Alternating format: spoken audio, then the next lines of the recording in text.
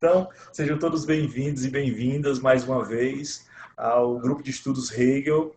É uma atividade do Laboratório de Estudos Hegelianos, vinculado ao curso de Filosofia da Universidade Estadual Vale do Acaraú e ao mestrado acadêmico em Filosofia da nossa UVA. Diretamente aqui de Sobral, né, esses estudos seguirão com uma proposta de análise da Enciclopédia das Ciências Filosóficas de Hegel. A ideia é que nós realmente façamos a leitura da obra, e a leitura parada e discutida e refletida da obra hegeliana. Essa é a intenção do grupo de estudos. Que nós possamos ler juntos, entender juntos, nos perder juntos e nos reencontrar, quiçá, juntos. Né? A ideia é justamente de que haja uma contribuição na interpretação da enciclopédia que nós vamos realizar aqui. Certo? Então, todas as sextas-feiras nós vamos seguir essa leitura de 3 às 5h30, né? 3 horas a sala vai abrir e por volta de 5h30 é o nosso teto. Né? E 5, 5h30, né? Vai depender muito do nosso desenvolvimento, tá bom? Então, no caso, a Enciclopédia das Ciências Filosóficas, como todos sabem, é uma obra que busca sintetizar a filosofia hegeliana. Foi elaborada por Hegel para ser o seu cronograma de aula durante a sua estadia em Heidelberg, na Universidade de Heidelberg, e depois se torna também o seu manual de aulas na Universidade de Berlim. Isso, ela é escrita em 1817, né, praticamente publicada entre 17 e 18. Depois ela é reformulada em 1827, já com Hegel como reitor da Universidade de Berlim. E depois ela recebe a sua última versão, a sua última reformulação por Hegel em 1830. Hegel morre em 1831. Então, nós temos uma obra que foi lapidada e revisada por Hegel já pelo o maduro Hegel, né? Então, é uma obra que ficou esquecida na gaveta para o Hegel, é uma obra que voltou a ser muitas vezes elaborada e era reelaborada justamente porque era utilizada em suas aulas universitárias. A fenomenologia do espírito, ela tem uma versão anterior na discussão realizada lá na Universidade de Iena, por volta de 1803, 1804, 1805, você vai ter uma série de cursos, são os chamados escritos de Iena, onde Hegel vai já formular muita coisa que nós vamos encontrar na fenomenologia do espírito. E de 1806, 1807, nós temos a publicação da fenomenologia. A fenomenologia, ela deveria ser uma grande introdução ao sistema das ciências, só que ela acaba assumindo uma composição muito maior do que esse ideal em Hegel, né? Tanto é que na segunda parte da Filosofia do Espírito, que é o terceiro tomo, terceiro volume da Enciclopédia das Ciências Filosóficas, nós temos um capítulo dedicado à fenomenologia do espírito. Então, a obra da fenomenologia, ela é uma espécie de mutante na filosofia hegeliana, porque ela tanto é uma introdução à filosofia, como ela é parte do desenvolvimento das ciências filosóficas. E isso faz com que o estudo da fenomenologia seja extremamente complexo, né? Há uma discussão porque a Hegel, em 1831, ele retoma partes da fenomenologia, retoma partes da lógica e ele indica que iria fazer uma reformulação da obra. Só que aí ele morre, então nós não temos esses escritos reformulados. O que não é o caso da Enciclopédia das Ciências Filosóficas, né? Tanto, os 3 volumes receberam essa acurada revisão do próprio autor. Soma-se a essas revisões o fato de que quando Hegel morre, em 1832, os seus alunos eles formam uma associação para publicar as obras completas de Hegel. Então, a Associação dos Amigos do Morto, eles dividem os trabalhos, então tem obras que não tem problema de serem editadas, afinal de contas o próprio Hegel fez a sua revisão, que seriam a fenomenologia, seriam a própria Enciclopédia das Ciências Filosóficas, a Filosofia do Direito, mas há algumas obras que Hegel não publicou e nem tinha, pelo jeito, a intenção de publicar, que eram simplesmente aulas que ele organizou. Essas aulas eram a filosofia da história, a introdução à história da filosofia, a estética, a filosofia da religião.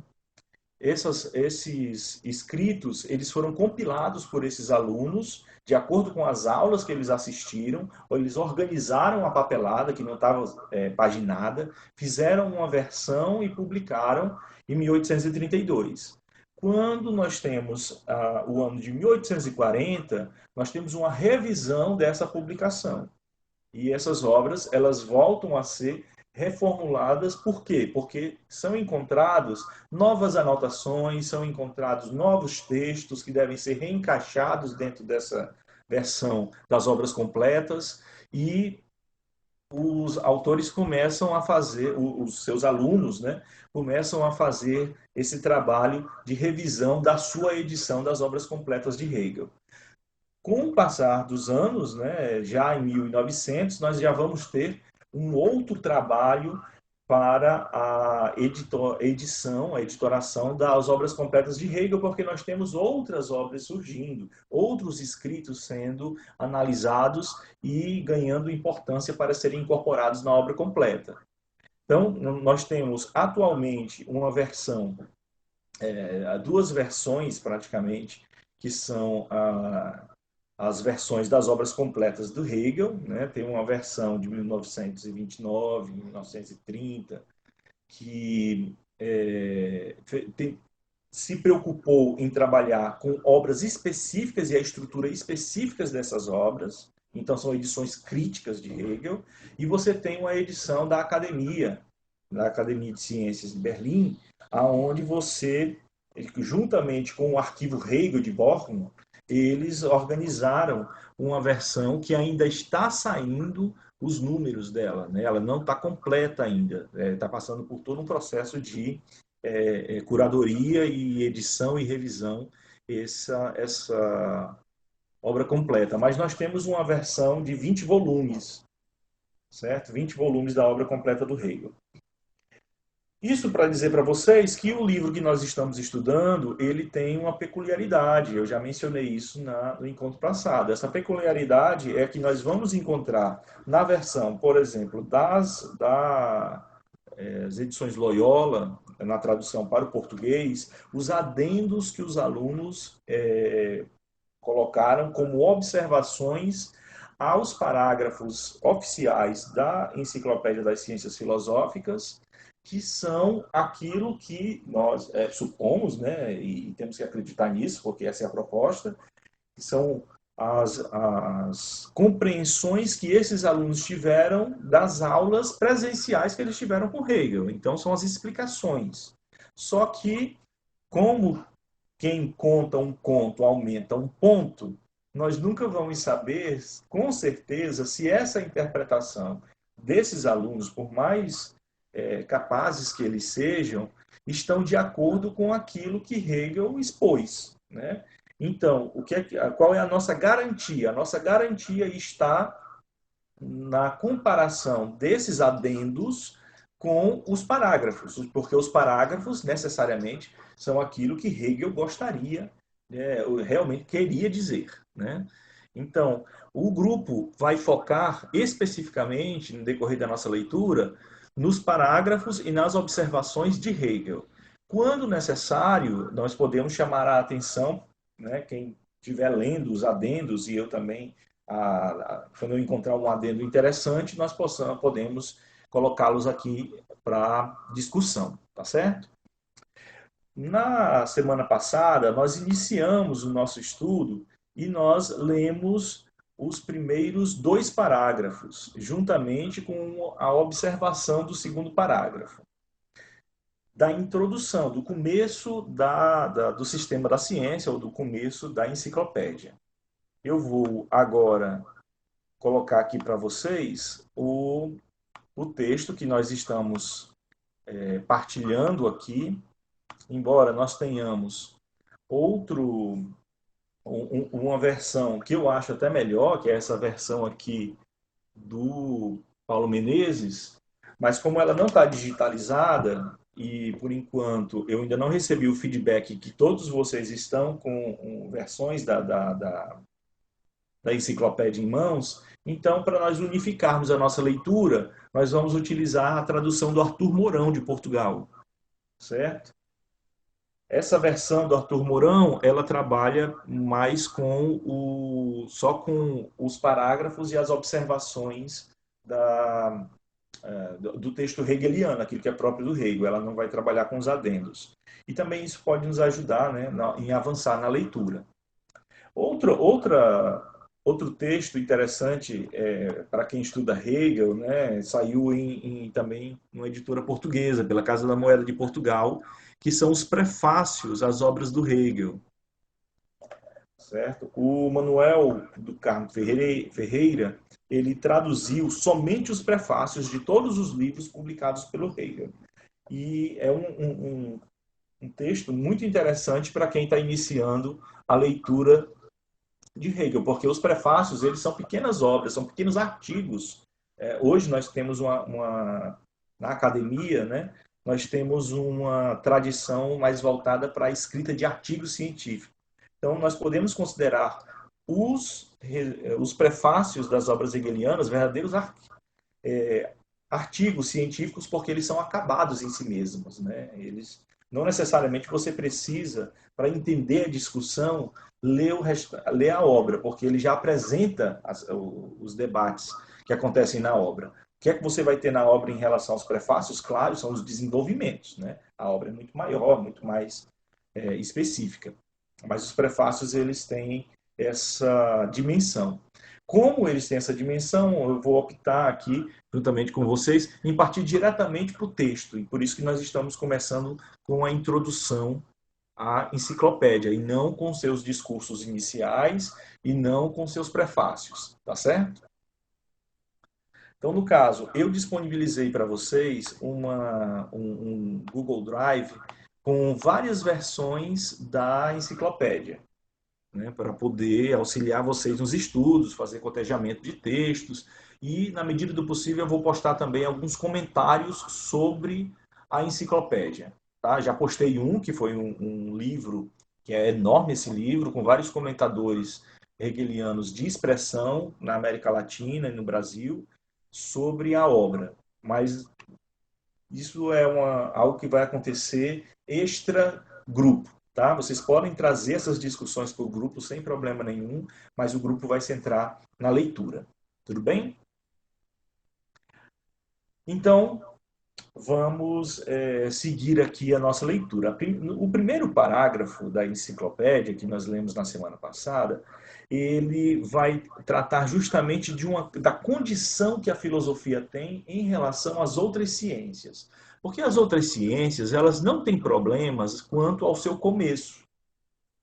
Certo? Elas começam dos seus elementos mais básicos, e esses elementos mais básicos, eles são um consenso. Diferente da filosofia. A filosofia, ela não tem um consenso do seu início. Por mais que os antigos nos digam que a filosofia nasce da admiração, e é a partir da admiração que nós iniciamos a nossa atividade, a nossa atitude filosófica, isso não é uma resposta que é fácil de ser aceitada, que a filosofia nasce da pergunta. Não é? Eu tenho que especificar melhor esse começo da ciência filosófica. E ele demonstra que a filosofia ela tem uma dimensão muito próxima daquilo que a teologia faz. O que a teologia faz? Ela discute Deus. Ela discute Deus e suas relações, né? E suas realizações.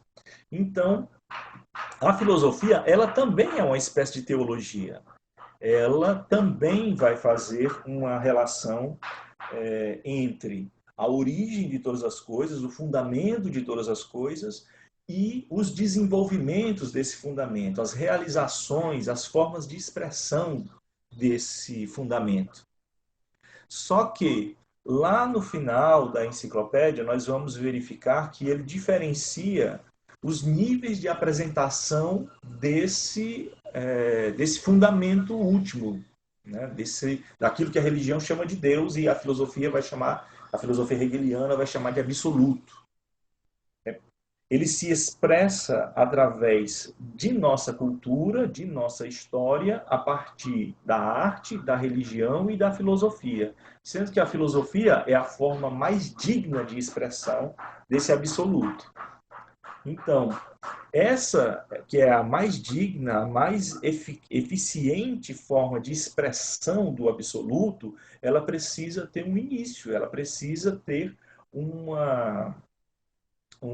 começo que se autofundamente, que seja fundamento de si mesmo. Isso é muito próprio de um discurso filosófico, né? A busca de um fundamento que seja autofundado, que não seja causado por nada, ou seja, se ele é causado, ele seria um efeito. Ele não é efeito de nada, ele é a causa de todas as coisas. A ciência que vai trabalhar com esse fundamento, ela tem que ser capaz de realizar algo metodologicamente parecido com isso. Então, Hegel vai dizer que a filosofia ela não pode começar com nada que é mediado. E esse termo é importantíssimo para quem vai ler Hegel, né? A mediação, ela é um momento segundo. A imediação, algo que é imediato, ela é independente de outras coisas. Aquilo que é independente de outras coisas, que não precisa de nada mais para ser, isso se dá, ele é algo que se dá de forma direta. E logo é aquilo que nós realmente podemos chamar de começo. O começo da ciência, ele não pode ser puramente mediado, ele tem que ser também imediado, ou imediato. Ele não pode ter mediação, porque senão ela não seria a ciência primeira. Para entender isso, né, a biologia discute o que é vida e discute aquilo que a vida fez, aquilo que a vida é, assim como os fenômenos que demonstram a existência de vida, certo? Mas ela já parte da existência de vida. Ela não questiona o que foi necessário, logicamente, estruturalmente, para que houvesse o conceito de vida. Por que é que ela diz que existe vida? Ela não vai atrás dessa primeira dimensão. A religião vai atrás, a filosofia vai atrás, mas as ciências aplicadas, exatas, como a biologia, elas não vão atrás. Elas já pressupõem que elas estão diante de um fenômeno. Esse fenômeno é a vida em sua versão vegetal, em sua versão animal, e ela vai estudar a vida. E ela faz isso sem nenhuma preocupação, porque os fenômenos é que interessam para ela. Mas a filosofia ela não pode agir assim, porque o fundamento, a origem de todas as coisas, a verdade, o absoluto, ele não pode ser tido simplesmente como um fenômeno que me aparece. Ele tem que ser apreendido em sua estrutura. Eu tenho que compreender o seu sentido, a sua lógica, o porquê ele existe. Por que existe o algo e não o nada? Perguntava Nicolau de Cusa. Leibniz também fez essa pergunta e o Hegel tenta responder, certo? Por isso aqui no primeiro parágrafo da enciclopédia nós vamos ver uma discussão sobre a diferença da filosofia para com as demais ciências e de como a filosofia ela não pode partir de uma mediação. É por isso que a filosofia ela não pode ter por objeto o direto, ela não pode ter como objeto direto a sensação, não pode ter como objeto, assim, como se a sensação fosse o início da filosofia. a representação, a intuição, certo? O sentimento. No caso, a religião, inclusive, ela em vários teóricos, vários teólogos, vários filósofos da religião, eles vão compreender que a religião está pautada, por exemplo, em cima de um sentimento, de um sentimentalismo. Que a religião, ela surge do meu sentimento de amor para com o divino e do divino para comigo. Então, o início da religião para esses autores é o sentimento. Só que o Hegel vai dizer, o sentimento já é algo que acontece posterior. E ele está correto, não é verdade? Todo sentimento que nós possuímos, seja de alegria, de tristeza, felicidade, ódio, todos eles são uma resposta para uma determinada para um determinado acontecimento, para uma determinada sensação. Eles não são a origem, não é? Eles são a resposta, eles são o secundário, eles são o segundo momento. Então, não dá para eu definir o início de uma ciência com algo que acontece posterior a outra coisa. Vocês estão entendendo essa discussão? Alguém tem algum comentário a fazer em relação a essa questão da ciência, ela ter um início imediato e que isso se diferencia de um começo mediado? Não pode ser, não necessariamente precisa ser uma explicação ou interpretação, pode ser uma pergunta também, certo? O microfone fica aberto para vocês tecerem as suas Então, considerações. Pois não. então Marcos, eu tenho que partir do princípio de que a filosofia ela sempre vai discutir o início puro, posso dizer assim, sem nenhuma intermediação naquele fenômeno. É isso? E não é. Eu vou reformular a sua frase. A filosofia deve partir sempre para fundamentar a sua atividade de algo que é imediato. Somente depois que ela se fundamenta, somente depois que ela demonstra como é que ela age, é que ela pode se pôr para discutir os fenômenos. Porque se você para pensar, como é que nós podemos articular a filosofia enquanto ciência? Certo? Partindo lá dos gregos antigos, né? Eles disseram, a filosofia nasce da admiração. Nasce da admiração no que sentido? Quando eu me confronto com alguma coisa, eu me admiro, porque eu não sei o que essa coisa é. Aí eu vou buscar o quê? Vou buscar entender o que essa coisa é. E é por isso que o começo da filosofia, ela é necessariamente metafísica. Eu estou diante de um fenômeno, esse fenômeno apareceu para mim, e eu vou tentar ver para além das aparências para saber o porquê que esse fenômeno aconteceu. Por que é que ele se mantém? Por que é que ele se repete? Então, essa busca pela ordem das coisas que eu quero saber para poder entender o que é que está acontecendo diante de mim, esse meu momento de êxtase, de não saber o que está acontecendo, ele apenas o propulsor do início de uma ciência, que é a ciência filosófica enquanto metafísica.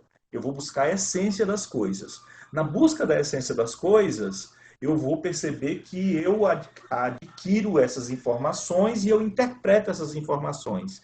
E aí eu vou chamar isso de conhecimento. Quando eu entendo que eu conheço as coisas, aí a segunda ciência filosófica que vem à tona é a teoria do conhecimento, a epistemologia.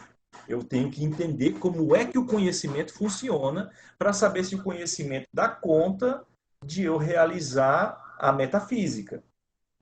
Por quê? Porque eu noto que eu posso dar vários pareceres sobre o mundo, só que esses pareceres são diferentes dos pareceres das outras pessoas que veem os mesmos objetos, o mesmo mundo. Então eu tenho que ter um critério que valide os discursos. E aí é por isso que eu vou estudar o conhecimento para saber qual é a forma certa de E conhecer. esse conceito é moderno, Esse porque, por conceito... exemplo, Ah, no período de Tales de Mileto, que ele observava as coisas, né? Que ele se admirava com as coisas. Eu acho que o homem nunca deixou de se admirar, não, mas ele muito mais, né? sim, sim. Porque na época não tinha tecnologia, as lâmpadas, as luzes que cobria tanto o universo como cobre hoje. Então, para eles era não. Enfim, há o desenvolvimento tecnológico.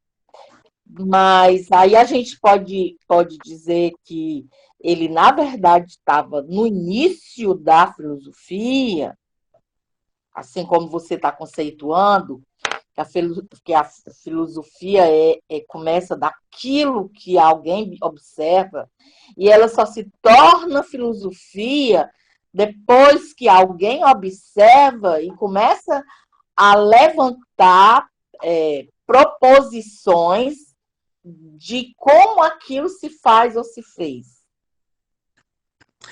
No caso, eu estou remontando, não historicamente, mas didaticamente, a ciência da filosofia. Então, com os gregos, nós temos o começo, e a primeira questão é uma questão metafísica, de tentar entender o que é que está acontecendo na minha frente, por isso que eu estou extasiado e eu estou curioso. Então, o primeiro passo é a curiosidade, e a curiosidade faz com que eu tente encontrar a essência das coisas para saber por que as coisas são assim, não de outra forma. Depois vem a questão de eu tentar saber se eu sou capaz de fazer isso. Aí você me diz, isso não é moderno demais? Não, porque, por exemplo, lá no Teeteto do Platão, você vai ter uma discussão sobre a formação das ideias na nossa cabeça. Já os sofistas têm uma ideia de como os sofistas eles já têm uma proposta de que os discursos eles descrevem o mundo. Só que para eles, esses discursos não necessariamente precisam estar vinculados a uma ideia de verdade. Basta eles estarem bem formulados e serem bem apresentados. Mas note que a discussão do conhecimento está lá desde o começo da filosofia. Então eu já tenho uma discussão metafísica, uma discussão do conhecimento. Aí nós percebemos que para realizar essas duas coisas, nós temos que ter critérios de validação, critérios de verdade. E aí surge uma terceira ciência filosófica, que na verdade é pressuposta pelas outras duas, que é a lógica. Aí depois que eu tenho lógica, que tenta me mostrar como é que eu uso o meu pensamento, como é que eu aplico o meu pensamento. Depois eu tenho a metafísica, que é uma busca pelas essências. Depois eu tenho uma teoria do conhecimento, que é a tentativa de entender se eu sou capaz de conhecer e o que é que eu sou capaz de conhecer. Temos estabelecidos, então, 3 ciências filosóficas basilares.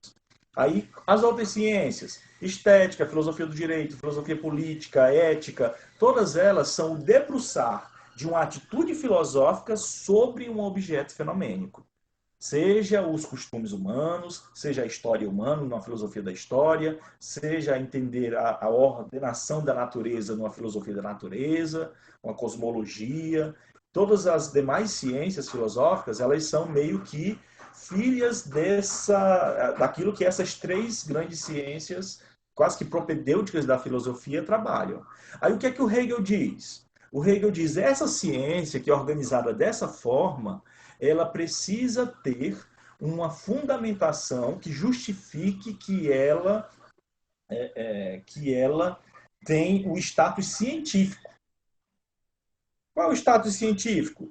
Toda ciência ela tem que ser conhecimento justificado. Está lá no Teeteto de Platão, certo? Toda ciência é conhecimento justificado, o que diferencia ela da doxa. Só que essa justificação ela passa porque a filosofia ela não pergunta apenas o que é o objeto. E aí a grande sacada do Hegel, a filosofia ela pergunta o que é ela mesma. Então, antes de eu me propor a estudar as coisas, eu filosofia, né? Eu tenho que saber como é que eu faço isso. Quem sou eu para fazer isso? Então, a pergunta pelo status da ciência filosófica, para o Hegel é muito caro isso. entendeu? E essa discussão que eu fiz, ela vai se estender durante a história da filosofia, pelo menos até o Hegel, muito, né? Todos os filósofos, eles sempre vão ter uma discussão de ordem metafísica, lógica e epistemológica, para fundamentar o discurso que eles vão fazer sobre a realidade. Você vai encontrar isso em praticamente todos, desde Platão e Tales, como você colocou, né, essa discussão, até o Tomás de Aquino, Santo Agostinho, Descartes, Kant. No Kant, a questão epistemológica chega ao seu suprassumo, vamos dizer assim, por isso que ele é um divisor de águas. E o Hegel, ele é herdeiro de todas essas discussões.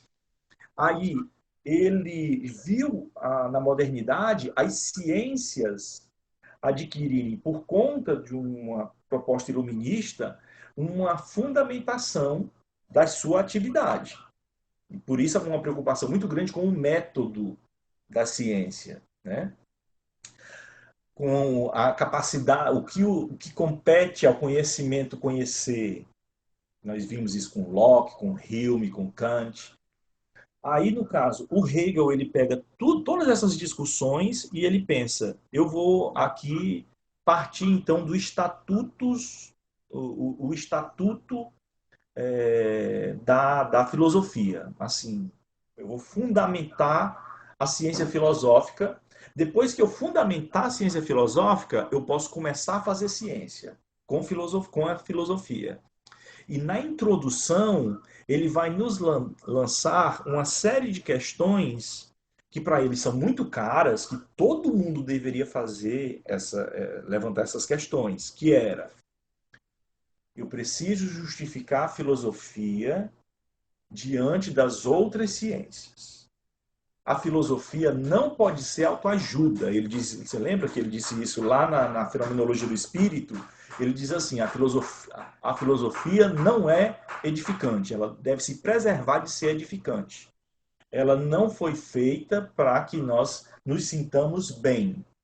Ela é uma ciência, como qualquer outra, que busca compreender a realidade e, a partir da sua e da realidade, estabelecer técnicas e tecnologias aplicáveis. Essa era a proposta do Hegel, né? Que a ciência filosófica ela geraria um conhecimento que mais para frente iria poder assumir a constituição de um conhecimento produtivo. Tanto que eu usei esse pequeno texto de uma carta que ele escreveu não vou me recordar para quem agora, eu usei na minha tese. Ele diz o seguinte: as, ah, as ideias elas são muito mais importantes do que as realizações efetivas e objetivas e históricas que acontecem no mundo. Porque tais realizações, elas têm as ideias como a sua razão de ser, o seu sentido de ser. Ela é o motivo pelo qual elas estão acontecendo, as ações. Então, cabe mais eu passar o tempo que for necessário corrigindo, estipulando e analisando as minhas ideias, porque são elas que vão fundamentar as minhas ações. É uma ideia, não é por acaso que ele é um idealista, né? O idealismo trabalha com a ideia de que a essência precede a existência. Antes que as coisas existam, elas têm que ser alguma coisa. Então, o ser, ele tem que estar determinado, e ele se determina conceitualmente para o Hegel. E é por isso que as ideias são importantes. A ciência que trabalha com as ideias, ela tem que me mostrar que ela é capaz de fazer isso. E é por isso que a filosofia ela tem que ter um começo que a auto-explique. Certo? É fácil fazer isso? Não. Tanto que a escrita dele mostra isso. E antes dele, quem teve a oportunidade nessa vida ainda de ler o Johann Fichte, ou Fichte, né? Ler a doutrina da ciência de Fichte e passar por essa experiência de morte, porque praticamente você vai passar muitas páginas e não vai entender muita coisa, certo? E isso não é um demérito seu.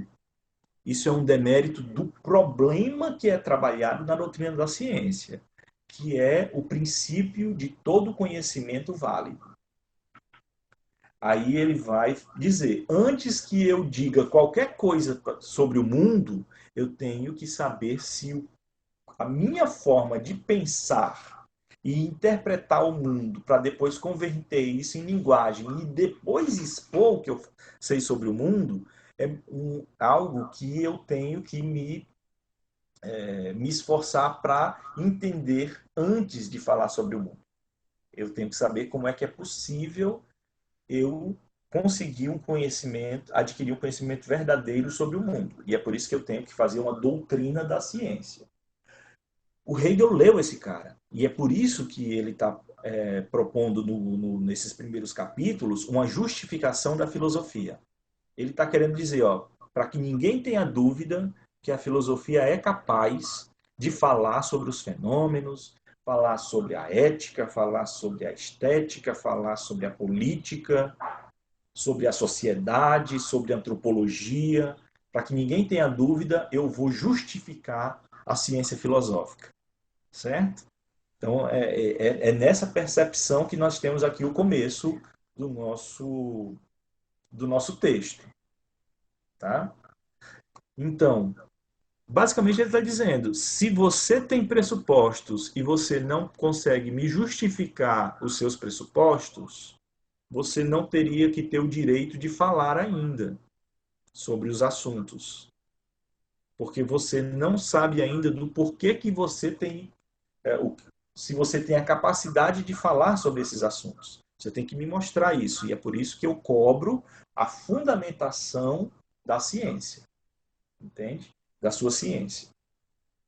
Então, pressupostos são coisas muito ruins para Hegel.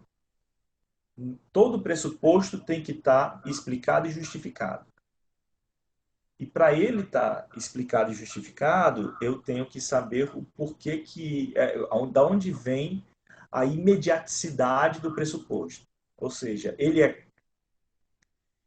é causado por alguma coisa, ele depende de alguma coisa para ser compreendido, então ele é um momento segundo. Então eu tenho que, para entender ele, eu tenho que entender o momento que ele está pressupondo. Só que a gente já aprendeu isso. Se eu for de causa e efeito, causa e efeito, causa e efeito, e eu não encontrar uma causa, ou melhor, não encontrar uma causa incausada, uma causa que ela mesma se fundamente, então eu não tenho como ter garantias que o que eu estou falando é verdade ou não. Por quê? Porque e se eu não tiver fundamento lá no meu começo? Então todos os desenvolvimentos que eu fizer até agora, que vocês estão ouvindo, não tem uma base sólida lá no começo. Sabe quem é outro autor que descobriu isso? O Descartes. O René Descartes, ele diz lá no começo do discurso do método e nas meditações metafísicas, eu preciso de um ponto, uma verdade, para que a partir dessa verdade, que tem que ser indubitável e apodítica, ou seja, necessariamente certa, e indubitável, que não possa ser questionada de nenhuma forma, eu tenho que encontrar primeiro essa verdade, depois que eu encontrar essa verdade, é que eu posso começar a fazer ciência, porque eu vou ter a certeza de que existe pelo menos uma verdade. E se existir uma verdade, pode ser que eu esteja certo naquilo que eu estou discutindo. Aí ele vai e diz, cogito ergo sum, né? Penso, logo existo. Aí ele diz, isso daí é indubitável, isso é uma verdade absoluta. E a partir de agora eu posso fazer ciência. O Hegel, ele também está procurando o cogito ergo sum dele. Só que ele diz o seguinte, o Descartes, quando ele diz isso, ele está fazendo uma intuição intelectual. Ele está tirando um conceito do nada e dizendo que esse conceito é, a partir de agora, o fundamento de todas as coisas. Mas, na sequência dos escritos de Descartes, ele não sabe determinar bem o que é o eu, o que é a subjetividade. Né? Ele cai numa série de problemas, como o Kant, na Crítica da Razão Pura, vai mostrar para a gente. Que o sujeito cartesiano ele é cheio de problemas. Ele pode ser utilizado como um elemento metódico, mas ele não pode ser utilizado como um fundamento metafísico, como o Descartes queria, né? Aí o Hegel, ele está ciente de todas essas discussões, ele leu todo esse pessoal, então ele diz, eu não posso cair no erro de Descartes de lançar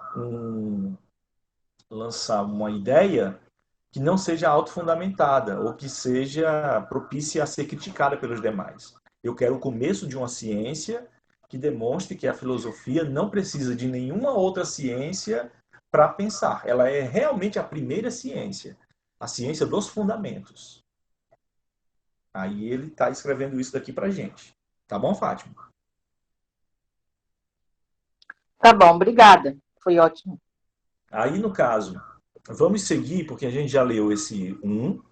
No 2 ele vai dizer que o homem ele é um animal, certo? Só que ele é um animal que se distingue daqueles ditos selvagens, porque ele tem uma capacidade de pensar, certo? Essa capacidade de pensar, ela é um elemento muito importante para nós discutirmos o início de toda e qualquer ciência. Por quê? Porque como a ciência ela é fruto, é originada de uma atividade humana e, quiçá, a atividade mais importante do humano, que é o seu pensamento, ela tem ela não tem esse status de ser tido como aquilo que vai me fornecer o conhecimento, aquilo que vai determinar para mim o que é a verdade e aquela que vai determinar para mim a partir de como eu vou interagir com o mundo, né? Porque a definição de ciência que ele está utilizando aqui é bem simples. Ciência é uma é uma atividade humana de captar a essência dos fenômenos que são o mundo, como o mundo se expõe para mim. Eu capto essa essência, eu interpreto, compreendo essa essência, certo? Transformo essa essência em conhecimento que possa ser transmitido para outros, ou seja, comunicado. A partir daí, eu posso desenvolver técnicas de como fazer, de como interagir, de como construir, de como produzir. E essas técnicas vão gerar tecnologias. Essas tecnologias, elas, claro que o Hegel não fala desse jeito, né? Eu só estou didatizando aqui. Geram tecnologias, e essas tecnologias são os produtos que nós utilizamos no nosso dia a dia, e os serviços, e os protocolos de saúde, educacionais, as didáticas de ensino que nós aplicamos no nosso dia a dia, cada um para a sua função, certo? Então, por ciência, ele tem isso, um conhecimento da realidade, do mundo, que me proporciona uma interação com esse mundo. E é claro, o Hegel ainda é um moderno e ele acredita que o mundo está aí para ser conformado à minha necessidade. Né? Eu até escrevi recentemente, a convite do professor Vicente Brasil, da UES, um artigo sobre os limites da ciência moderna, nessa pretensão de dominação da natureza. Né? Acho que depois eu posso disponibilizar no Google Drive para vocês, que é justamente essa discussão sobre esse afã moderno de que a natureza está aí para nos servir. O Hegel ainda é um cara que que defende essas coisas, né?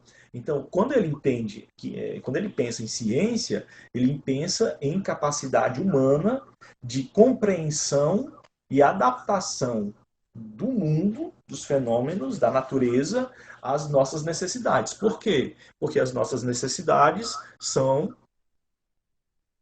a expressão do espírito no mundo. Então, não é que nós estamos pervertendo a natureza a nossos desejos. Os nossos desejos e nossas vontades, eles são a melhor forma de expressão da natureza. Eles são a realização da natureza. Olha como é que o Hegel compreende, né? Então, a filosofia, ela é das ciências aquela que não é que elas, eu não quero usar essa expressão, a mãe das ciências. Ela é a ciência primeira. Por quê? Porque é a ciência que pensa sobre aquilo que me proporciona as demais ciências. O que é? O pensamento. Então, por isso é que ela é a primeira. Se a primeira ela é condição de possibilidade para que existam as demais, aí eu posso dizer, ela é importante. Eu diria até que ela é a mais importante, porque se ela não existir, as demais elas podem existir, mas com uma série de problemas. Entendeu?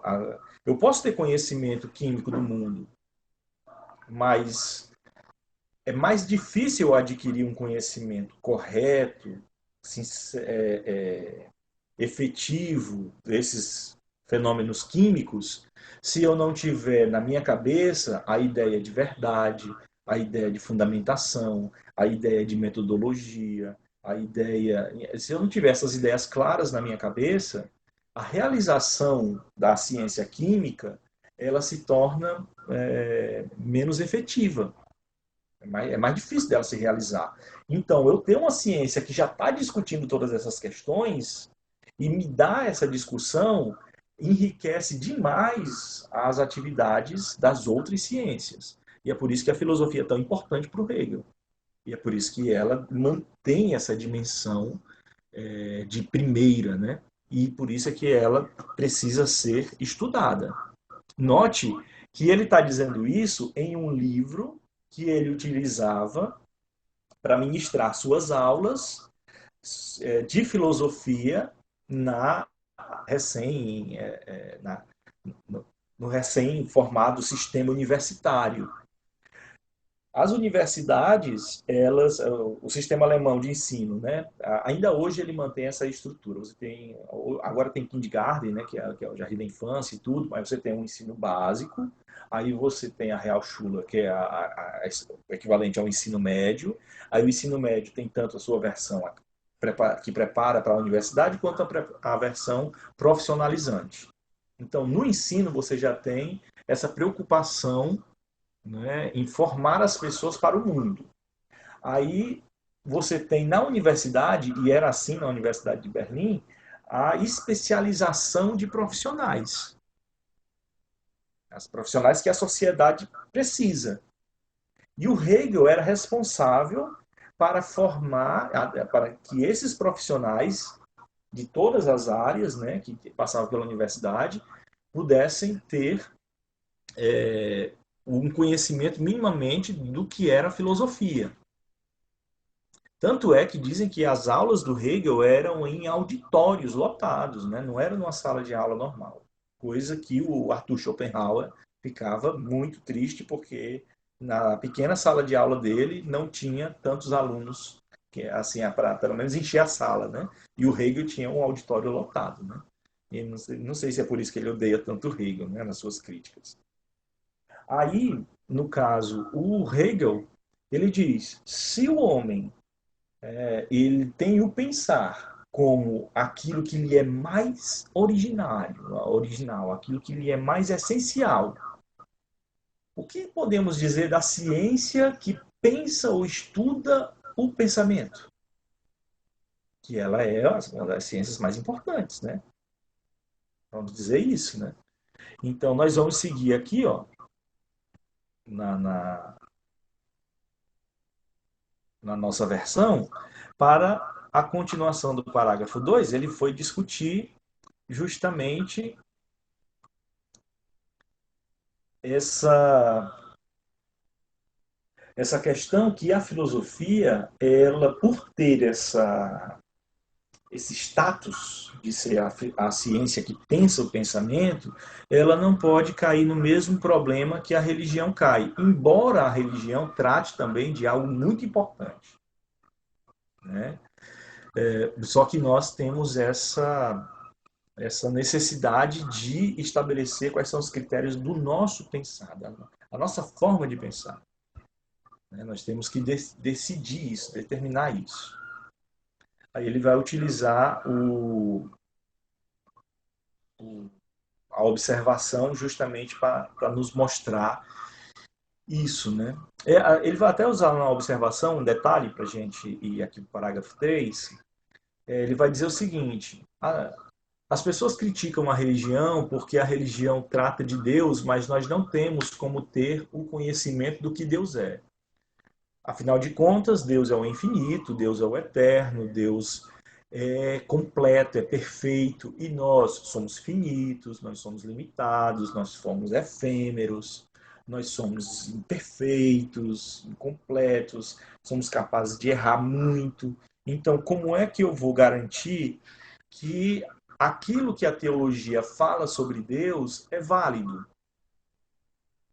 Ele se preocupa com isso porque ele acabou de igualar, dizendo que o conhecimento filosófico e o conhecimento teológico, eles têm os mesmos conteúdos. Eles podem abordar de formas diferentes, mas eles abordam os mesmos conteúdos.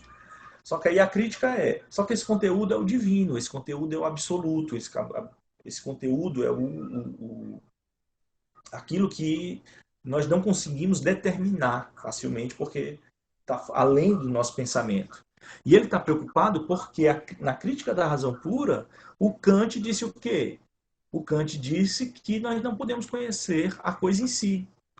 Então ele está querendo dar uma resposta para todos esses, para os teólogos, para os ateus, para os críticos, para Kant, né, para os kantianos. Então ele usa um exemplo até jocoso, engraçado, né?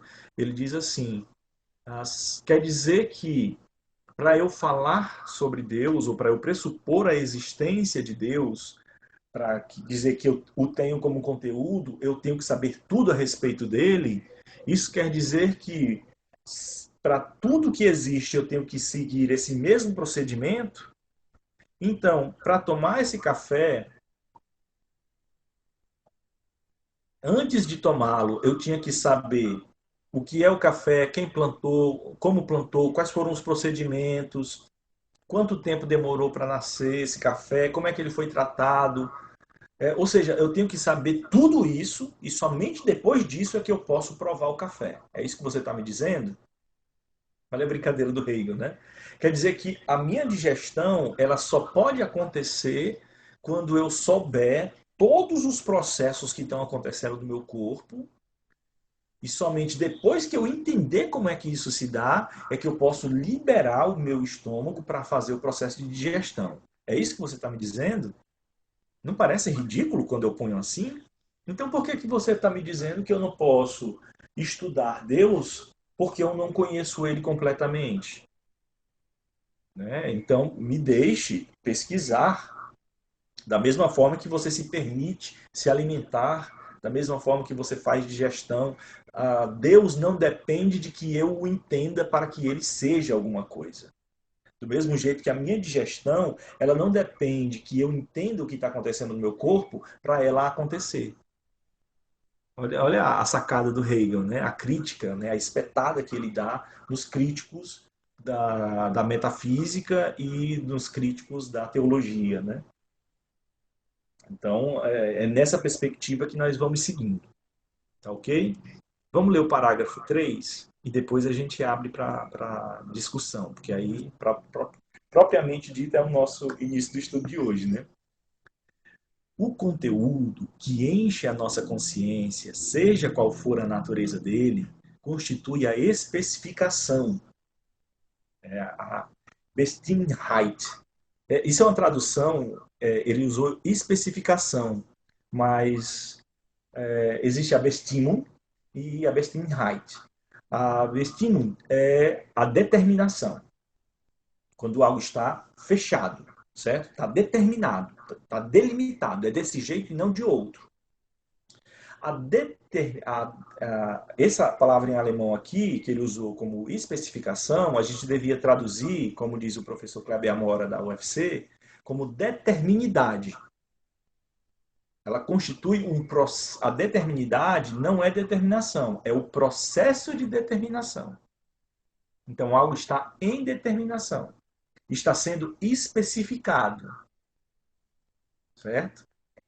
Então, constitui a especificação dos sentimentos, das intuições, das imagens, das representações, dos fins, dos deveres e dos pensamentos e conceitos. Então, o conteúdo, ele enche a nossa consciência. A natureza da consciência, que é preenchida pelo conteúdo, ela desperta em nós coisas específicas, coisas que não são a nossa determinação, mas são determinidades da nossa ação. Quais são elas? Sentimentos, intuições, imagens, representações, fins, deveres, pensamentos e conceitos. O sentimento, a intuição, a imagem, etc., são, pois, as formas do conteúdo. São como o conteúdo aparece e como o conteúdo é tratado por nós. Tá certo? Que permanece um só e o mesmo. Quer ele seja sentido, intuído, representado, querido, e quer ele seja unicamente sentido, ou sentido e intuído com mescla de pensamentos, ou pensado inteiramente sem mescla alguma.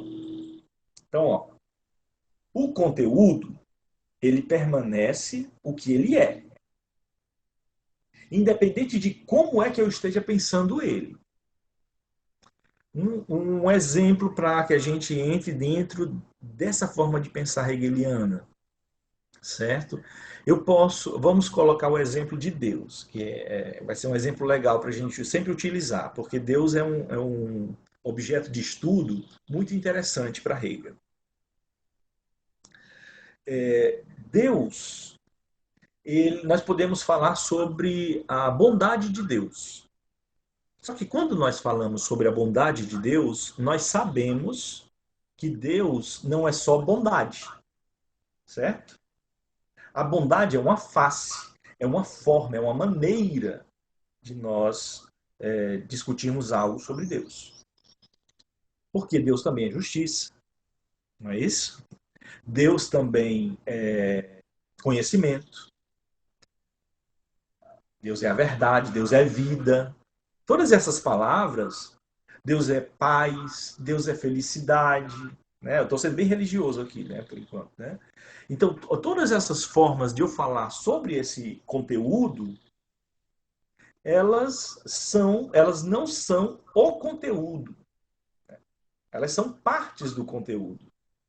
E elas são formas de eu, na minha mentezinha limitada, poder falar sobre esse conteúdo. Pode ser que o conteúdo seja outra coisa diferente do que eu estou falando.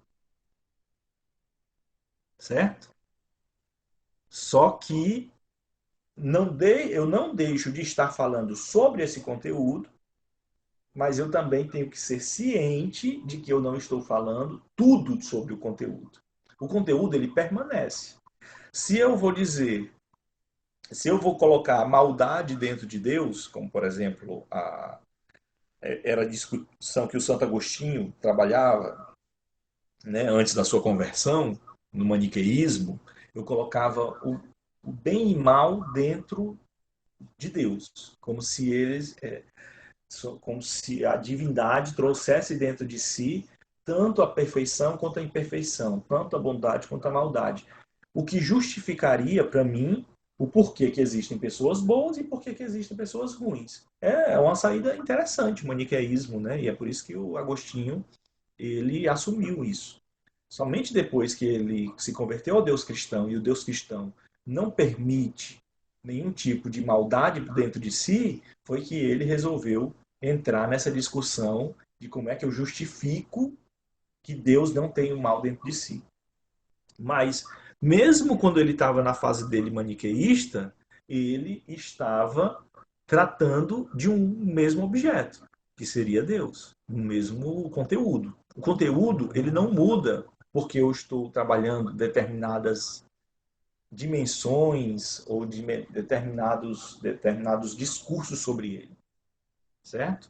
Então, tanto faz eu misturar os pensamentos sobre ele,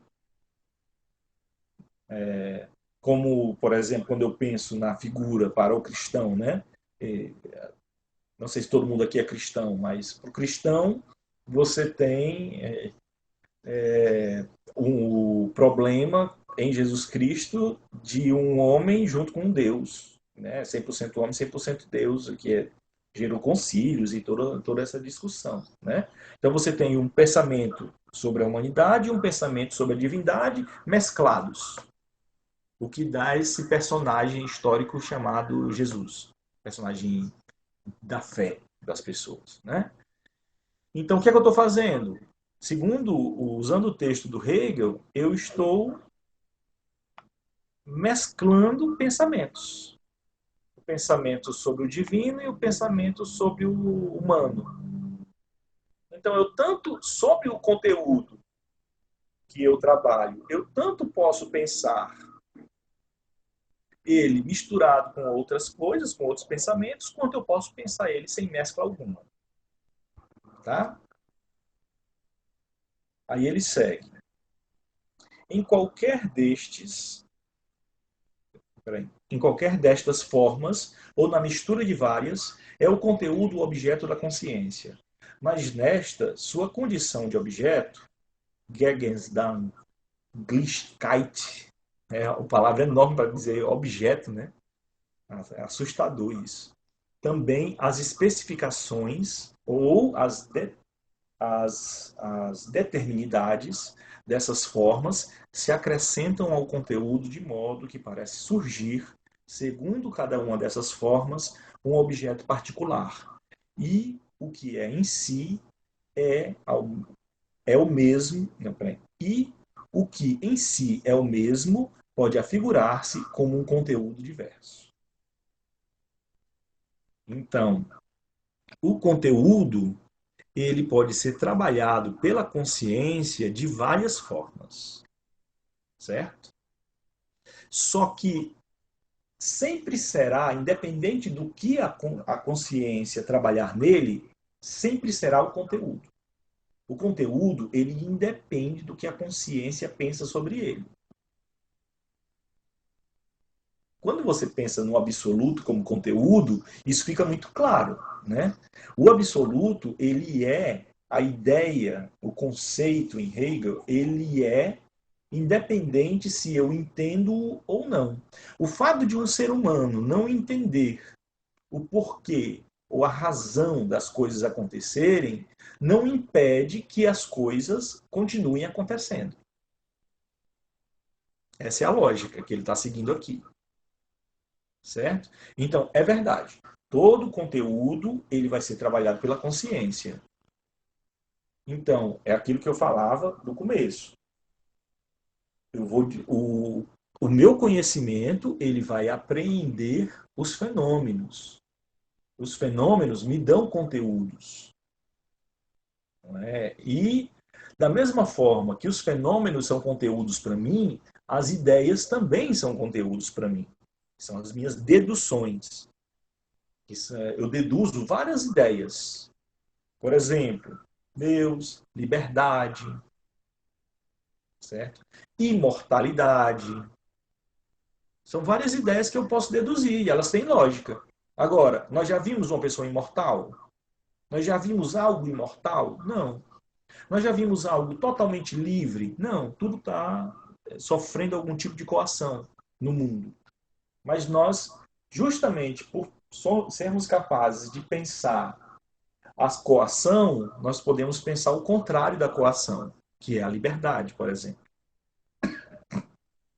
Justamente porque eu sou limitado e eu só conheço determinadas coisas, eu sou capaz de pensar o ilimitado. Eu penso, e se eu fosse capaz de pensar sobre tudo, conhecer sobre tudo? Então, nós somos capazes de fazer esse tipo de leitura. A razão me dá essa capacidade. Principalmente para um autor como Hegel, que é dialético. que entende que os contrários, eles são necessários um ao outro. Eu preciso do contrário para entender a identidade das coisas. Então, nesse parágrafo, ele quer justamente nos levar a uma compreensão. A compreensão de que, independente de como as ciências trabalham os conteúdos, cada uma trabalha a partir de uma perspectiva, o conteúdo permanece o mesmo. O conteúdo não varia, porque a biologia diz que vida é somente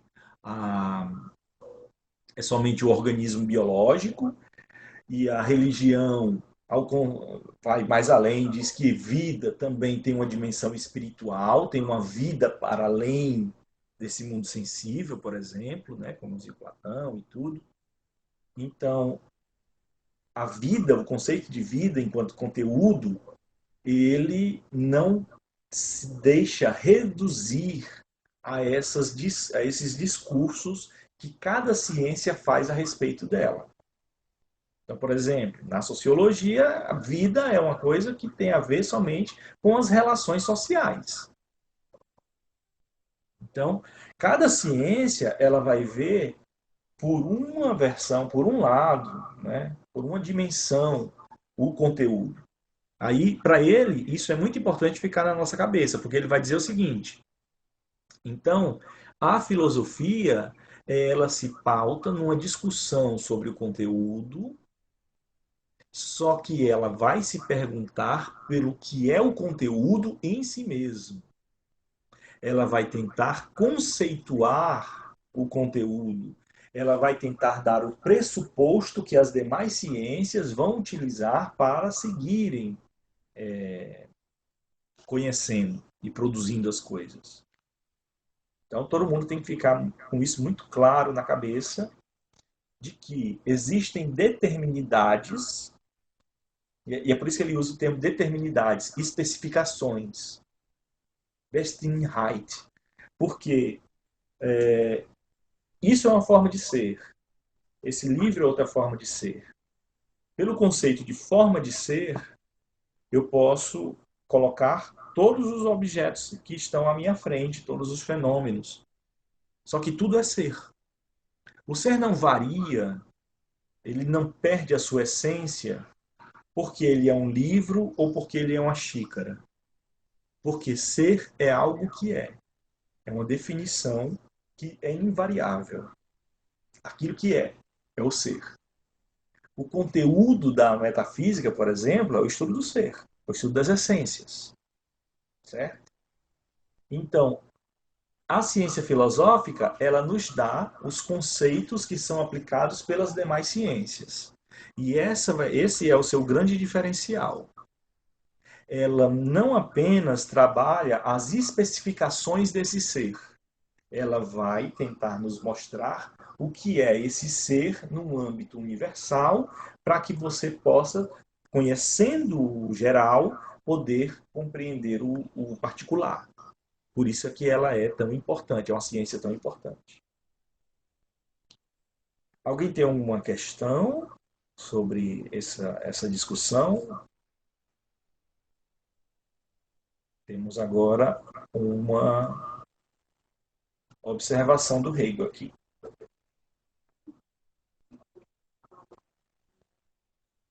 Alguém tem alguma questão?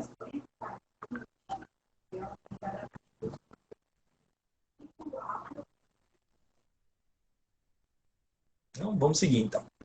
Aí vocês podem. Eu não sei se vocês. Deixa eu ver se alguém postou alguma coisa aqui no chat. Desculpa por não estar olhando o chat, gente. A Débora fez uma questão lá no começo. Né? Então, primeiro, ele é pragmático, imediatista, e depois o aprofundamento e a busca pelo rigor teórico, além das aparências. É interessante, Débora, porque no começo da fenomenologia do espírito, né, a gente até discutiu um pouco isso na semana passada, que para ele é o preâmbulo de todo esse sistema filosófico, ele diz, o primeiro capítulo é a certeza sensível, né?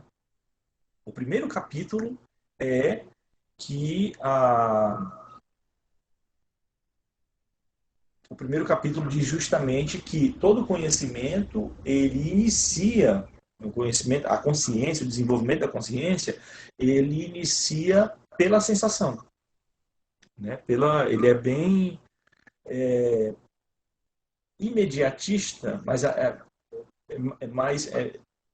ele inicia por uma reflexão empírica do sensível, e ele é pragmático no sentido de que ele vai direto aos fatos, os fatos interessam nesse primeiro capítulo, porque é deles que a consciência vai falar, é com eles que a consciência vai se desenvolver, ela vai tendo experiências com o sensível, tá?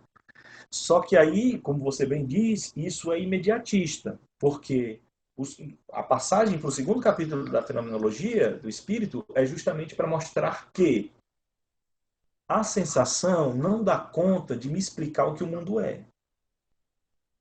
Eu vejo que o mundo é mais do que as aparências. Que para que aquelas aparências façam sentido, eu preciso que entender as relações, as estruturas que estão por trás daquele fenômeno, daquela sensação. E quando eu busco compreender essas estruturas, eu entendo que eu tenho também que entender como é que eu faço isso, como é que eu sou capaz de interpretar as experiências e converter essas experiências em conceitos. Porque os conceitos, as imagens que eu formo na minha cabeça, elas são a minha interpretação do fenômeno, e eu quero que a minha interpretação do fenômeno, daquilo que eu adquiri pela sensibilidade, pela experiência, eu quero que ela seja verdadeira, eu quero ter acertado, eu quero que esteja conforme, as minhas ideias estejam conforme ao que o mundo é. Né? Porque quem já usou óculos, né, sabe como é que funciona. Quem usou óculos, antes de você iniciar o uso do óculos, eu passei 18 anos usando óculos, primeiramente você acha que não precisa de óculos. Só que aí chega um momento em que você se curva, né? Você vê que você já está tateando e não consegue. E depois de que eu, numa parada de ônibus, estava perdendo vários ônibus sem saber ler que ônibus estava passando, aí eu disse, não, eu tenho que usar óculos. Quando você põe o óculos pela primeira vez, que há uma correção de um mundo que você já estava acostumado a enxergar de uma determinada forma, você sai do eixo, você fica até com dor de cabeça. É muito engraçado até. Se, assim, se eram como eu, uma pessoa que estava com um grau alto, você tem dificuldade até de andar, porque quando você vai subir uma escada é assustador. Porque o degrau está num outro. Ele não está como você aparecia. Então você tem que reeducar o seu corpo, né, uma espécie de fisioterapia, para pisar, inclusive. Por que eu estou dizendo isso? Porque o seu cérebro ele vai notar que não importa somente a sua visão para você entender o que está acontecendo na sua frente. Você tem que interpretar essa visão. Você tem que interpretar o sentido. Você tem que relacionar, proporcionar as coisas. E quando isso acontece, o que você está fazendo? Você está aplicando o seu entendimento. Né? É por isso que é o próximo capítulo da Fenomenologia do Espírito, o terceiro, é justamente o entendimento. Então, aí, quando você está no entendimento, aí você percebe, eu tenho que ir para além das aparências. O mundo sensível, ele é mais do que ele aparenta ser. Entende? As coisas não acontecem só porque eu estou vendo. As coisas acontecem independente do que eu estou vendo. Então eu tenho que ser capaz de fazer essa leitura do mundo. E aí ele continua na fenomenologia o desenvolvimento dessa consciência que vai ler o mundo. Aqui nós já temos uma consciência que lê o mundo, que é o filósofo que interpreta, que realiza a ciência filosófica, e nesse momento ele está explicando a sua ciência, ele está explicando o que é que o filósofo propriamente faz. E qual a relevância da ciência filosófica? Ele está justificando a atitude filosófica. Tá certo? Então vamos lá. Vamos seguir aqui. Na medida em que se tem consciência das especificações do sentimento, da intuição, do desejo, da vontade, designam-se elas representações em geral. Designam-se nelas representações em geral. E podem geralmente dizer-se que a filosofia, no lugar das representações, põe pensamentos, categorias e, mais precisamente, conceitos. As representações, em geral, podem considerar-se como metáforas dos pensamentos e conceitos. Mas, pelo fato de terem representações, nem por isso se conhece o seu significado para o pensar. Isto é, não se conhecem ainda os seus pensamentos e conceitos. Inversamente, são duas coisas distintas ter pensamentos e conceitos e saber quais as representações, intuições, sentimentos que lhes correspondem. Com isto se relaciona um aspecto do que se chama a incompreensibilidade da filosofia. A dificuldade reside, por um lado, numa incapacidade que em si é apenas falta de hábito, de pensar abstratamente, isto é, de se ater a puros pensamentos e de neles se mover. Na nossa consciência ordinária, os pensamentos estão revestidos de e unidos a comum matéria sensível e espiritual. E, no repensar, na reflexão e raciocínio, mesclamos os sentimentos,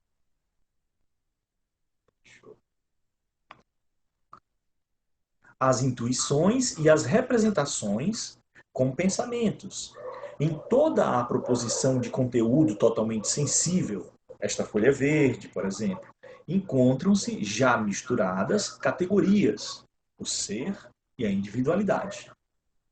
Mas é muito diferente tomar como objeto os próprios pensamentos sem qualquer mescla. O outro aspecto da incompreensibilidade é a impaciência de querer ter diante de si, no modo de representação, o que está na consciência como pensamento e conceito. E chega a dizer-se que não se sabe o que deve pensar num conceito, que já foi apreendido. Num conceito, nada mais há que pensar do que o próprio conceito. Mas o sentido de tal dito é uma ânsia de uma representação já conhecida e corrente. Para a consciência, é como se, com o modo da representação, lhe fosse tirado o solo, em que tem a posição firme e familiar. Quando se vê deslocada para a pura região dos conceitos, não sabe em que mundo se encontra. Acham-se, pois, imensamente compreensíveis os escritores, pregadores, oradores, que proporcionam aos seus leitores ou ouvintes coisas que eles já sabem de memória, que lhes são familiares e que se compreendem por si só. Então, nota aqui a explicação dele. É por isso que eu dei o exemplo do óculos, né? Porque, no caso, nós estamos acostumados com uma determinada forma de ver o mundo. Como é que é essa forma de ver o mundo? É a forma que a maioria das pessoas vê, o senso comum, nós dizemos assim, né? Que é um mundo onde você vê as coisas, constrói imagens ou utiliza-se de imagens que já foram construídas na sua cabeça pelo ideário popular, estabelecem para nós certo e errado, feio e bonito, falso e verdadeiro, né? Estabelecem para a gente uma série de critérios dentro da nossa cultura. E nós, quando olhamos para as coisas, nós representamos essas coisas a partir desse nosso ideário, desse nosso quadro do entendimento, quadro conceitual, certo? Só que a maioria das pessoas, ela se apropria de um vocabulário, se apropria de uma forma de interpretar o mundo e simplesmente adota essa forma e não se questiona mais por ela. Que é basicamente o que as pessoas, que os Sócrates do Platão fazem antes de conhecer Sócrates. Depois que eles conhecem Sócrates nos diálogos, aí você vai ver que eles são levados a entender a realidade de uma forma diferente, porque eles tinham uma série de pressupostos que eles nunca pensaram do porquê eram assim, que eles só aplicavam. Então, você tem na República a ideia de justiça, no Mênon a ideia de virtude, certo? Então, essas ideias, elas são assumidas por nós, sem, às vezes, a gente nunca se perguntado se elas realmente são assim. O filósofo, ele vai ser diferente. Ele vai questionar isso que a maioria das pessoas poderia, mas, por N motivos, não questiona. Então, a filosofia, ela se diferencia das demais ciências porque ela faz justamente isso. Ela tem uma certa incompreensibilidade do mundo. Porque o mundo, para todo mundo, está muito compreensível, está muito fácil, é muito claro, entende? E nós nos propomos a entender as coisas tais quais elas são e não como as pessoas querem que elas sejam. Entendeu a diferença? Então, eu via, eu tinha uma visão do mundo, só que aí eu coloco óculos. O óculos, aqui no meu exemplo, na minha analogia, são os pensamentos e categorias filosóficas, os conceitos. Quando você utiliza os conceitos, aparentemente você vai ver o mundo diferente do que você via, e aí você tem duas opções, né? Ou você aprende a lidar com esse novo mundo do jeito que ele está, ou você tira o óculos e diz que ele faz mal. Não, eu tenho muita dor de cabeça, eu vou tirar esse óculos, não vou mais usar, porque eu prefiro o mundo do jeito que ele está aqui para mim, que eu compreendo as coisas. Certo? A filosofia, ela é justamente um estudo, uma ciência conceitual. E quando eu vou analisar conceitos, eu vou analisar a complexidade das coisas.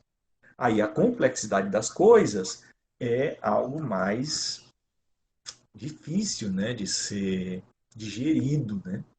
Porque são muitas, eu tenho que ter uma memória muito boa para entender a evolução do desenvolvimento das coisas, eu tenho que ter uma capacidade crítica de sempre fazer as perguntas, sempre fazer perguntas, sempre duvidar, como dizia Descartes, né?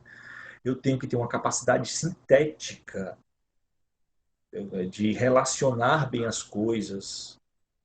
E essa capacidade é muito simples, né, de exemplificar. É quando você, por exemplo, você nunca utilizou um aplicativo, certo? Nunca utilizou um aplicativo. Só que o aplicativo ele tem certas regras básicas que praticamente todos os aplicativos seguem. Cadastro, aí você tem aceitar os termos, aí eles vão dar, vai fazer, tem um passeio pela tela e tudo para lhe explicar, e algumas coisas se repetem, alguns botões são iguais, outros são diferentes, e você... Só que aí você tem capacidade, algumas pessoas têm uma capacidade mais acurada de aprender sozinhas, sem que ninguém explique para elas. Não tem esse pessoal, né? Eu conheci muita gente interessante nesse período de quarentena, principalmente porque a minha universidade, a UVA, ela tem um núcleo de tecnologia, e eu sempre recorro ao núcleo de tecnologia para eles me explicarem sobre esses aplicativos que nós estamos utilizando no ensino remoto. E eles me ensinam cada coisa, eu aprendi ontem, que eu posso alterar essa tela aqui atrás. Só que eu ainda não consegui repetir isso no celular, só no computador. Mas eu sei que eu posso me colocar na praia, me colocar, mas eu sozinho eu não consigo, né? E olha que eu sou bem curioso, né? Outras pessoas conseguem de boa. Então, tem pessoas que têm tanto pelo exercício quanto por uma capacidade mais propícia ou melhor, condições objetivas, né? tem mais capacidade de filosofar. Outras pessoas vão ter mais dificuldade de filosofar. Elas vão filosofar, mas elas vão ter mais dificuldade. Por quê? Porque não é uma coisa que elas se preocupem tanto, ler um texto de filosofia, uma discussão filosófica. Então, para essas pessoas, dependendo desses graus que eu estou falando, essas pessoas elas vão olhar para o conceito filosófico e vão dizer assim, mas isso não é realidade, não. E o filósofo vai dizer, sim, a realidade é essa. Tudo está em devir. Planta rei, tudo passa.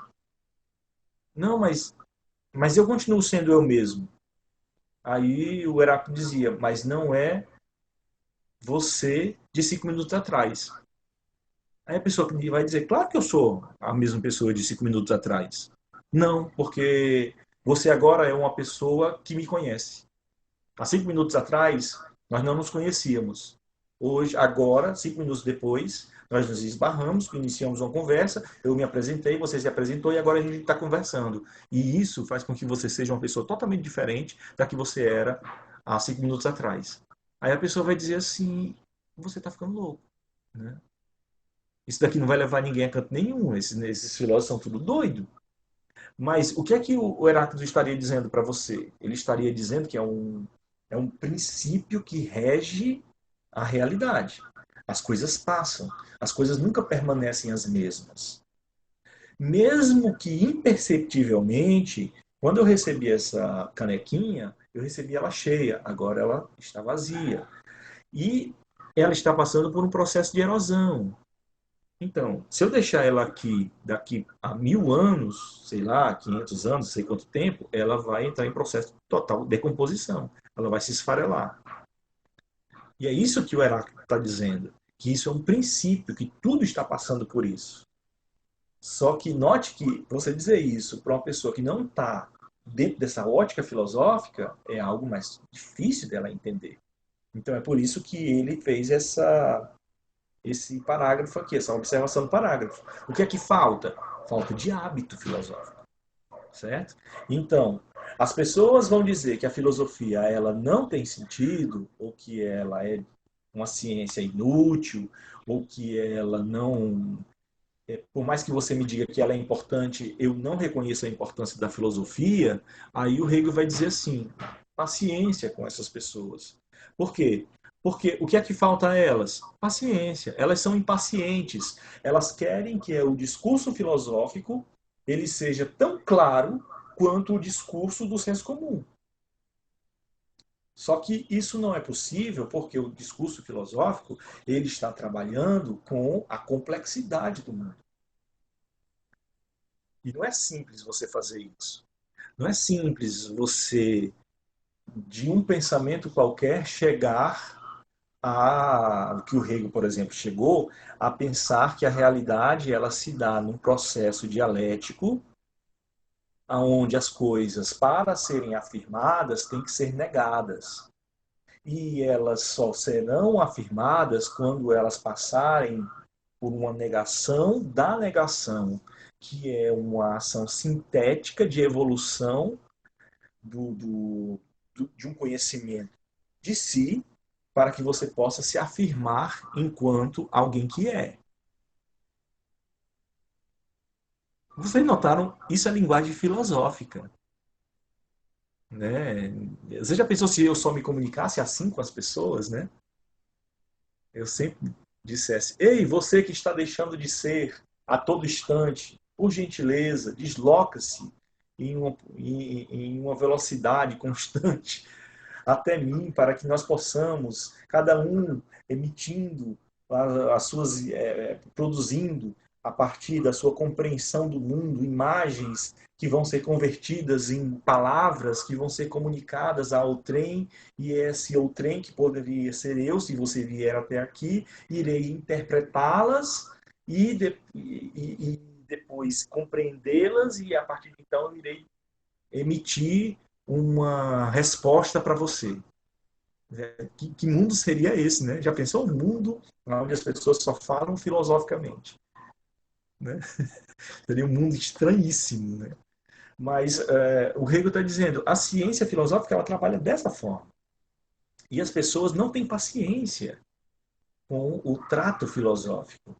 E como elas não têm paciência, elas vão se sentir extremamente incomodadas em não ter uma posição determinada, firme, aquilo que lhe parece familiar, mais do cotidiano. Então elas vão criticar a filosofia. E a filosofia aparentemente não vai ter sentido para elas. Né? Mas tudo aquilo que essa pessoa que não gosta de filosofia fala, faz, entende, tudo isso é filosofável. Tudo isso é apto a ser tido como objeto de discussão filosófica. A filosofia pode utilizar disso. Aí vem a defesa de nós filósofos. Nós cremos que uma pessoa que seja capaz de analisar em si mesmo, né, em suas ações, né, as categorias, os pensamentos, os conceitos, e em relação também aos demais, as ações das demais pessoas, que é também capaz de analisar e ser compreensivo do porquê que as pessoas estão agindo de tal forma e não de outra, essa pessoa, ela é uma pessoa mais capaz de agir no mundo, para seu bem e para o bem dos outros. Uma pessoa que consegue conectar, fazer as relações, entender quais serão as consequências daqueles atos, na minha concepção, é uma pessoa que auxilia o mundo a ser melhor. Né?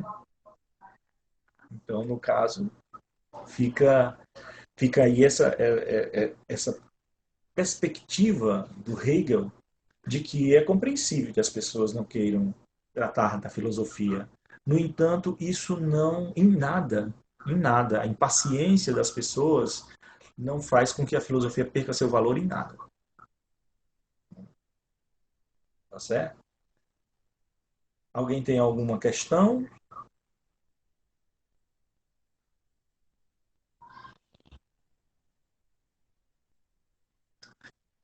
Vamos andar mais um parágrafo, tá? E hoje vamos encerrar, já está dando aqui um horário de 17 horas. Vamos trabalhar mais esse parágrafo 4 e depois a gente segue a sequência na próxima semana. Eu falo demais, né? Mas é interessante nós irmos com calma, compreendendo bem o que está sendo lido, porque isso não é romance, isso é filosofia. Né? Vamos aqui para o parágrafo 4. Em relação com a nossa consciência comum, a filosofia deveria primeiramente demonstrar ou despertar a necessidade de Dürfnis, né? Do seu peculiar modo de conhecimento. Relativamente, porém, aos objetos da religião e à verdade em geral, teria de provar a capacidade de os conhecer por si mesma, no tocante à diferença que se manifesta entre o pensamento filosófico e as representações religiosas. Deveria justificar as suas determinações divergentes. Viu? É aquilo que nós já, nós já discutimos, né? Que a filosofia ela tem que se justificar. E ela tem que justificar o porquê que ela é uma ciência diferente das demais ciências, e principalmente da teologia, da religião. Qual a diferença dela em relação à religião? Já que a religião ela tenta mostrar o absoluto, ou nos fazer se relacionar com o absoluto. A filosofia também. Só que a religião ela representa o absoluto. E aí vem a discussão, né? De que nem nós fizemos semana passada em relação à intuição. Por sinal, eu coloquei no nosso Google Drive, gente, o dicionário Hegel, do Michael Ingold. E lá vocês vão encontrar. Tem alguns problemas de digitação, de conversão para o PDF, mas são muito poucos. Dá para utilizar sem problema. Vocês vão encontrar lá um dicionário, uma obra muito boa de origem saxã, inglesa, né? Que dá um verbete, tem os verbetes todos desses conceitos que são caros ao Hegel. Então vocês vão encontrar lá o que é que o Hegel entende por intuição, como foi o que nós vimos na semana passada, o que o Hegel entende por representação, o que ele entende por religião, o que ele entende por necessidade. Então, todas essas palavras, elas estão lá no dicionário e ele vai ajudar muito a vocês, sempre que tiverem dúvida, a fazer essa consulta. Tá? Podem ir lá no Google Drive. Quem não tiver acesso ainda ao Google Drive do nosso grupo, manda um e-mail pelo lealfrebon.alfrebon@hotmail.com que eu faço a inserção, tá bom? Faz lá o pedido. Então, no caso, aqui é uma discussão que nós já estamos travando, né? As representações religiosas e a representação, a intuição e a sensação, o sentimento, elas são determinidades do ser, determinidades do absoluto, determinidades do conteúdo, não são o conteúdo. A filosofia, ela trabalha com o conteúdo enquanto tal, certo? Como ela trabalha com o conteúdo enquanto tal, então ela vai se diferenciar em relação a outras ciências e à religião. Mas para isso ela tem que se justificar, ela tem que se mostrar. Certo? Vamos ler aqui o último de hoje.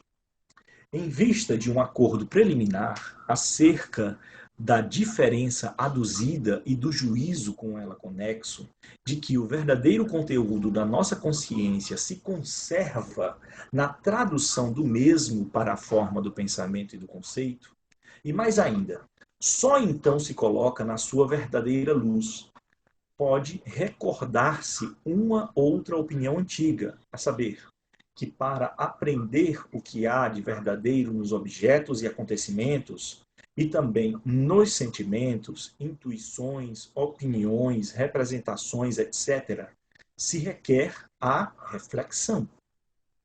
Mas, ao menos, a reflexão faz isso em todos os casos. Transforma os sentimentos, as representações, etc., em pensamentos, em conceitos. Certo?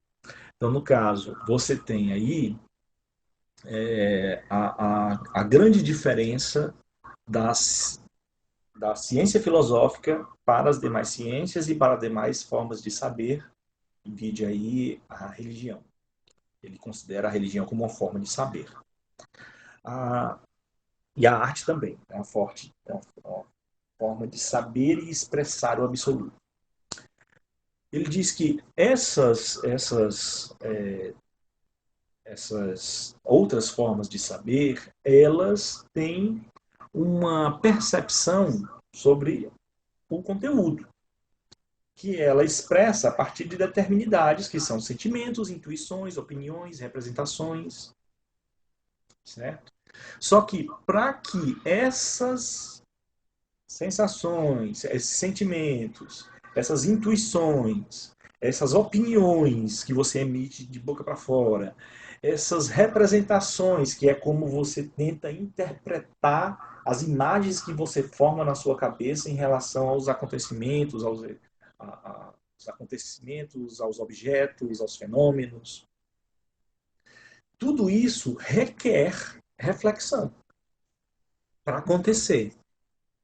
Então, eles não são primeiros, certo? Todo sentimento, toda intuição, toda opinião e toda representação para o Hegel, elas são reações que nós temos em relação ao mundo, à realidade, e todas elas dependem, é isso que ele vai chamar a atenção, e é por isso que a ciência filosófica é importante, porque a ciência filosófica é uma ciência reflexiva, porque ela faz o mais essencial, que é que nós entendamos o porquê nós estamos tendo aqueles sentimentos, o porquê e como nós estamos tendo aquelas intuições, por que nós estamos erigindo aquelas opiniões e qual o valor dessas opiniões, por que essas imagens estão sendo formadas para a gente dessa forma.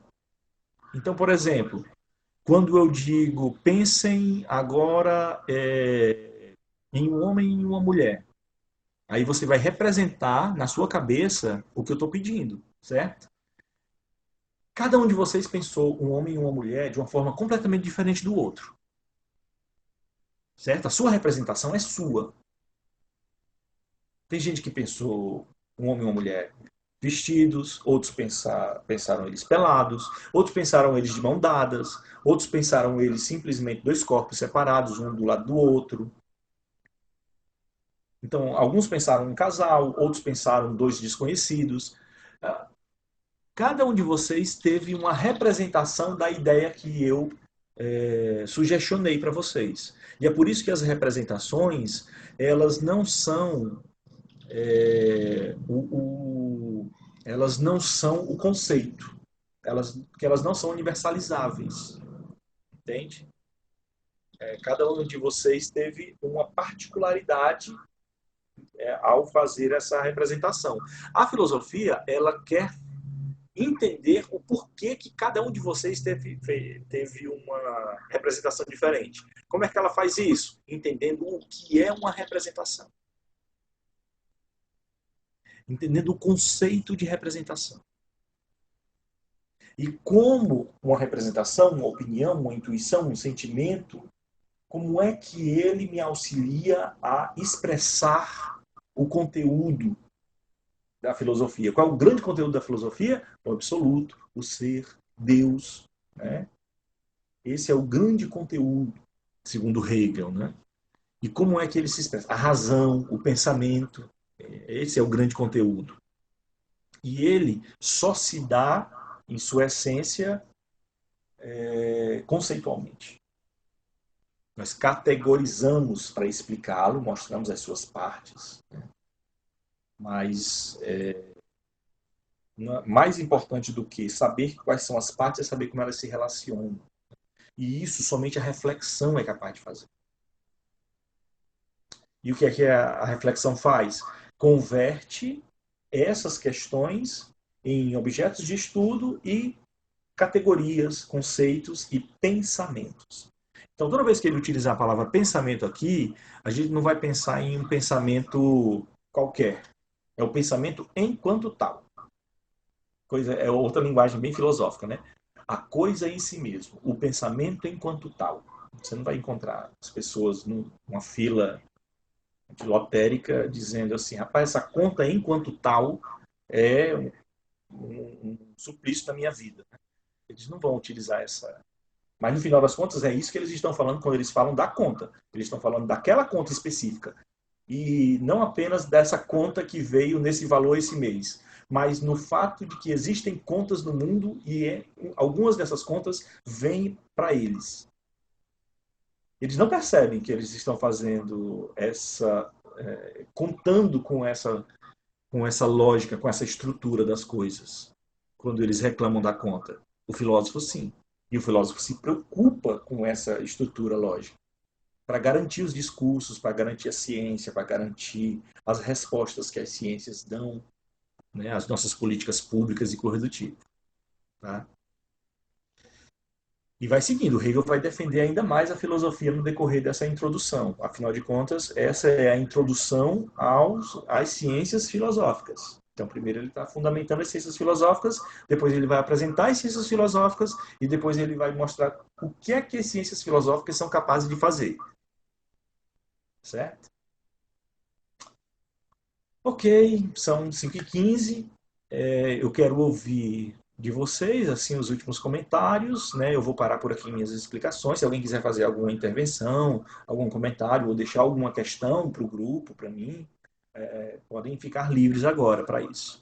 Certo? A Débora fez uma pergunta aqui, pergunta em relação à continuação, né, da questão dela, para entender a realidade objetiva de maneira cada vez menos fragmentada, isso mesmo, né? Aproximando cada vez mais da realidade objetiva, né? Isso, Débora. Essa é a proposta, né? A filosofia, por Hegel, faz com que nós nos tornemos menos ingênuos, entende? A ingenuidade tem a ver muito com o nosso limite de conhecimento. Mas uma coisa é você ter limite de conhecimento, outra coisa é você ser ciente que você tem um limite de conhecimento e buscar conhecer o máximo possível que o seu limite lhe proporciona. E outra coisa é achar que você não tem limite de conhecimento e que você já conhece tudo. E esse daí é o grande ingênuo, né? É o grande ingênuo que pensa que tem resposta para tudo e que as respostas dele valem para outras pessoas, o que é uma grande ingenuidade, ou mesmo que elas funcionam para o mundo, que ele tem respostas realmente efetivas para resolver tudo, o que é um grande problema, né? Geralmente os religiosos são assim. Eles acreditam que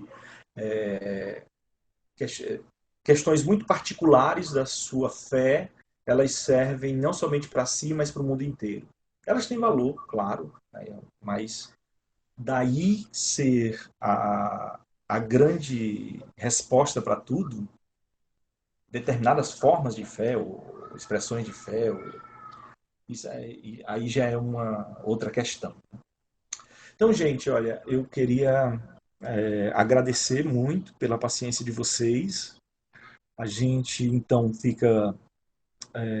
vamos ficar maturando, remoendo, né? Como dizia o Nietzsche, vamos ficar aqui, né? Degustando essas questões, avancem no texto e na próxima semana a gente continua a partir do parágrafo 6, tá bom?